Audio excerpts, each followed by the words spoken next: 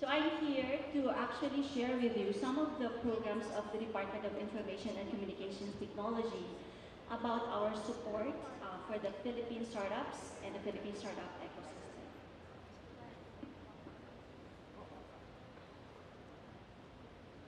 Before DICT was actually created, when we were Information and Communications Technology Office, we used to be part of the Department of Science and Technology.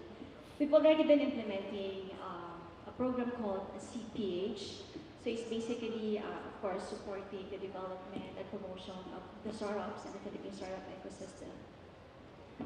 And we call it now the Digital Startups PH. Next slide, please. Basically, some of the major programs of the ICT are really for the students. So later on, I'm going to share with you what are the different initiatives, competition for the students, because it's really good that most of you are actually students, so later we'll encourage you to be part of this competition. Next slide. Just siguro a quick run through of why we're doing this, and marami kasing different national plans and roadmaps wherein our program is actually aligned. So we have the Philippine Development Plan, that's the national plan of the Philippine government, and in chapter, next slide please. So in chapter 14 of the Philippine Development Plan, it says that we have to vigorously advance science, technology, and innovation. And there are actually different strategies under this plan. Next slide please. Paki-continue na lang pag-click. So here, can you go back to the previous slide?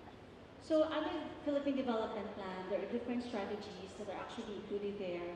For example, we'd like to encourage more innovative financing mechanisms, provide support for the startups, and even establish startup ecosystems, startup innovation parks all over the country. And we're just happy that now that we have the Philippine Innovative Startup Act, kasama na lahat itong recommendation strategies na to under that law. Next slide, please. And as you know, there's also the Philippine ITBPM Roadmap 2022, wherein one of the key components or strategies there is also to support the startup and the startup ecosystem. And here, as you can see, there are 3 high-impact programs that have been included there. One is to encourage and incentivize the setting up of incubation centers all over the country, advocate the introduction of programs, focus on entrepreneurship in the Philippine educational system, and third is to establish a digital Filipino. So it's like a portal wherein all the information about the benefits and support of the government and the private sector should be part of that portal. In fact, in the Philippine Innovative Startup Law, DICT will be the lead agency that will take care of this creation of the Philippine Startup website. Next slide, please. In 2015, when we were part of the UST, we also launched the Philippine Roadmap for Digital Startups. And this was actually prepared, drafted, and then finalized, not only with the government agencies, but together with the private sector, the key startup partners of the Philippine government. But this has to be now reviewed, revalidated. In fact, the 3 agencies under the Philippine Startup Law will have to come up with one Philippine Startup Development Program. Next slide. And of course, DICT is mandated to support the development and promotion of the startups and the Philippine startup ecosystem. So the program we call Digital Startup PH, we have several initiatives under this program. And one of our major project is the Philippine Startup Challenge. So the Philippine Startup Challenge, it's an annual pitching competition for college students wherein we encourage the colleges and universities to participate in this Philippine Startup Challenge. So what we do every year as part of this competition, we conduct mentors bootcamp for the teachers so that the teachers when they go back to their schools, they have to teach the students and then, come up with teams to submit entries for the Philippine Startup Challenge. And for the past 5 years that we've been implementing this, we were able to receive, can you go back to the first one? So under the Philippine Startup Competition, what we do is, as a requirement, we ask the schools and universities for their teachers to actually become part of the bootcamp. Because in that bootcamp, we actually tell them, okay, what are the basics about startups? How do you develop an idea? How do you validate an idea? And how to pitch your idea. So the teachers, when they go back to their schools, they will encourage their students to actually form teams. Anyway, so for the past 5 years that we've implementing this competition, so there are 390 schools that already participated, 1,200 teachers have been trained during the boot camps, and we have received so far almost actually 1,000 entries for the past 5 years. And so just to show you what are the different universities and colleges that actually have won in this competition. Next slide, please. So here, we're actually surprised that most of our top 3 teams are coming from outside of Metro Manila. So this is a challenge for our universities and colleges in Metro Manila to also be actually part of this and become part of the winners. So for example, in 2016, our winner is from Bulacan State University. And this one, Milk Track, so it's an application that connects the mothers and the babies whose mothers cannot produce milk. So it's an app that they just go to that app. So inililink yung mga babies na yung mother cannot produce milk. This is the mga babies who actually produce more milk. And then our 2017 winner naman is from University of Southeastern Philippines. This is naman an e-wallet. And then recently, our winner is QRent. This is an application wherein it's like a rental of gadgets and books, especially those students na hindi makabili. So that application, you just go to that app and then you can rent different kinds of books and gadgets. So that's our pinaka-latest winner naman. And there are a lot. In fact, our 2015 winner is from the University of Cebu. Ang tawag sa kanya Fresh to Care. So it's an application that connects the farmers directly to the market, to the suppliers. In fact, we're just happy that the students, the team continued that business and they became actually startups. In fact, right now, there are farmers in Cebu who are part of that website, the portal. At nagkulang na nga yung supply ng farmers. Now, the team actually bought hectares of land. So siya mismo yung nagsusupply ngayon ng products dun sa suppliers sa market. And we're just happy that although really the end goal of the competition is really just, to change the mindset of the students na, di ba tayo, we've been programmed by our parents na after graduation, we should be employed.